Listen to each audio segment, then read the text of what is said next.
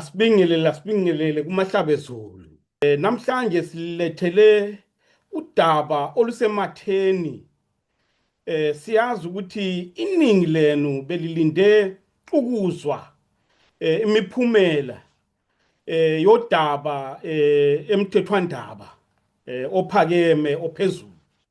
Namhlanje siyazi ukuthi kukhona okwenzakele. Yikho-ke siyajabula kakhulu ukuthi sililethele abantu okuyibo abasondelene nodaba kakhulu. Namhlanje sinobaba uKhumalo, sizocela ukuthi azethule ukuthi ungubani. Siyalamukela baba Khumalo. Ngibonge Nkala, siyabonga, ngibingelele labalaleli ngegama lenkosi, ngiyabonga. Thank you so much. My name is Bolani Ngwenya. I'm the lawyer for Chief Vulelani Khumalo. We've just come out of court and Peter Zwide Khumalo has withdrawn his action against Chief Vulelani and the King's Royal Trust Council. Well, I think it's a positive development in view of the fact that this should ordinarily be a cultural and a traditional process that should be resolved in that manner. So I think it allows the parties to have that resolution at a family level as opposed to being determined by a third party. Prince Dr. Zwide Khumalo. I am a direct descendant of Nyamande, who was the son of King Lopengula, who actually succeeded King Lopengula on the 25th of June 1896. I'm therefore a descendant of Nyamande. Draw the case as it was standing as from March 2018. In respect, like I indicated, of the sovereign framework of the monarch system of Ndebele. This is why we are where we are today. We draw the case. Siyabonga kakhulu. Baba Khumalo, ukuthi abantu beqondisise nokuthi bezwisise ukuthi sibuyaphi siyaphi. Bengicela ukuthi lizisho ukuthi lingubani njalo limele yiphi iorganization ba. Ngiyabonga.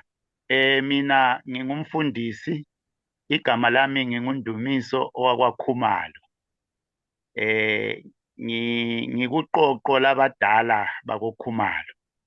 Ngilethuba ke emalangeni wona ukuthi ngibe isikhulumeli seqoqo labadala bakoKhumalo. Siyabonga kakhulu. Ngiyathemba ukuthi imibuzo engizoyibuza ayingeke ize iphume endleleni. Siyazi ukuthi ngo-2018 ubaba uZwide waphanyeka udaba eHigh Court ukuthi emise mebhukugcotshwa komntwana uBulelani ukuthi ebe inkosi. Kodwa ke siyazi ukuthi ubaba uZwide wahamba wayophanyeka icala emthethwandaba ophezulu. Okuyicala ebelithethwa ke namhlanje noma obekumele lithethwe namhlanje. Njengoba nje kunjalo kusho ukuthi kunenhlangothi ezimbili lana. Bengisafisa ukuthi from the onset ngazi ukuthi lina limele luphi uhlangothi. Umbuzo wakho unzima kakhulu ngoba bekungamele ngithi mina ngimele uhlangothi ngoba singabantwana sindawonye. Lapha bekuyikuthi kulokungazwisisani lokungaboniso linye kwabantwana. Indaba yohlangothi abantu sebengayitsho, kodwa ke ayisiyo indaba ebaluleke kakhulu esingathanda ukuthi yaziwe ngamahlabezulu ukuthi silenhlangothi. Kodwa esingakutsho ukuthi besingaboniso linye, singabantwana bendlunye, singabantwana bendlunkulu. Siyabonga. Hayi no, kwezwakala baba Khumalo. Ngiyabonga. Ngiyabonga kakhulu. Namhlanje njengoba nje sazi ukuthi bekune court hearing, besicela nje lisithi ngamafishane ukuthi kuhambe njani lapho. Siyabonga. Okwenzakaleyo ke ukuthi uNkulunkulu usihambele Nkala. kwathi umfowethu lo okade ephanyeke icala enkantolo walikhipha icala enkantolo. Ngakho icala ke lichithiwe kalisekho. Siyabonga. Kuhle kakhulu ke lokho. Siyabonga. Manje kuchaza ukuthini ke lokho? Lokho kuchaza ukuthi izinto zonke sezibuyele endleleni ngoba ukuba khona kwecala liphanyekwe enkantolo bekuyikuphuma endleleni. Indlela yobuntu bethu.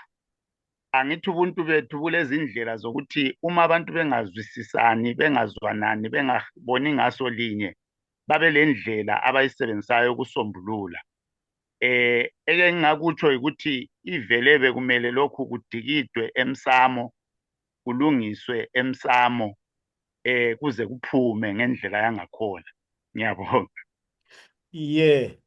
So ngifuna ukuthi kucacela abantu baba Khumalo ukuthi from namhlanje lapho kutholakale khona i-outcome engicabanga ukuthi abantu abaningi bazothi is a positive outcome. Umsebenzi oyenziwe ngubaba uZwide muhle ukuthi ahoxise noma withdraw le case. Kodwa ke in next step kungaba yini? Engingakutsho okuvele badaleni ukuthi sicace ngokuthi siyangaphi, ukuthi abadala ngikhona kusamele ukuthi bambize umntwana uZwide Kalanga kukhulunyiswane. Yikho ukuze kubonakala ukuthi sihamba sisiya ngaphi phambili. Kodwa ke engingakutsho nje okunye ehlangothini lobukhosi njengoba umsebenzi ubusuvela usenziwe, ukuthi sokuhanjwa kusiya phambili. Akumiwa kulomsebenzi omkhulu ophambi kwethu. Oqala umsebenzi ngokunanzelela ukuthi abantwana kumele bahlanganiswe babe mdibi munye, badonse kanye kanye ngokuqala lokho. Okwesibili kuzamela ukuthi silentaba ephambi kwethu okumele siyiqanse sibumbene singabantwana njalo sibumbene njengesizwe. Kumele ukuthi sikhulumisane lohulumende ngoba siyakwazi sonke ukuthi kukhulunywa ngeconstitution, ukuthi udaba lwethu lolwa constitution. Ngakho kumele njengesizwe sidonse amandla esizwe lamandla abantwana kundawonye, siye kuhulumende, siyekhuluma, sicele ilungelo lethu ukuthi siliphiwe, ngoba sikhuluma ngesiko phela la. Isiko lililungelo lomuntu wonke elizweni leZimbabwe. Ngakho ke kuzamela ukuthi lento esicelayo le siyithole. Sibonge enkala lapho. Hayi, kuhle kakhulu baba Khumalo. Njengoba ngishilo ngithe angeke ngenze ngudlela isikhathi sakho. Ngiyabonga. Inhlanhla enkulu kakhulu ukuthi sikwazi ukuthi sixoxisane nani liqoqo labadala. Ngiyathemba ukuthi umsebenzi wenu ukuthi lihlanganise amakhumalo wonke uzoba impumelelo, ngoba hayi abantu bayakhala, abantu bafuna inkosi, akusekho kunye. Okuhle kakhulu ukuthi lithe akumiwa, kusetshenzwa kusiwa phambili. Amazwi wenu wokuvala baba Khumalo engaba imaphi uma likhuluma nesizwe lapho? Engingakutsho kuMahlabezulu ukuthi umsebenzi lo phambi kwethu awulula, kodwa ungalulu njalo. AmaHlabezulu kabe lesibindi sokuthi siyaqhubeka sindawonye. Njalo awusomsebenzi okumele amaHlabezulu awukhangelele uKhumalo kuphela, kodwa ngalesi isigaba esesikuso akuphakame isizwe sonke siqhubekele phambili. Ezindleleni lapho okuqansa khona kuzamele siphawule, isizwe siphawule kuqhubekele phambili, ngoba mbona isigaba esesikuso khathesi amandla esizwe yiwo aseqakathekile kakhulu ukuthi isizwe sithini, abanikazi bobukhosi bathini. Yikho kuqakatheke kakhulu. Ngakho ke abantu bonke kumele bame bathathe indawo yabo ukwenzela ukuthi umsebenzi uye phambili. Ngiyabonga. Hayi, siyabonga kakhulu baba Khumalo.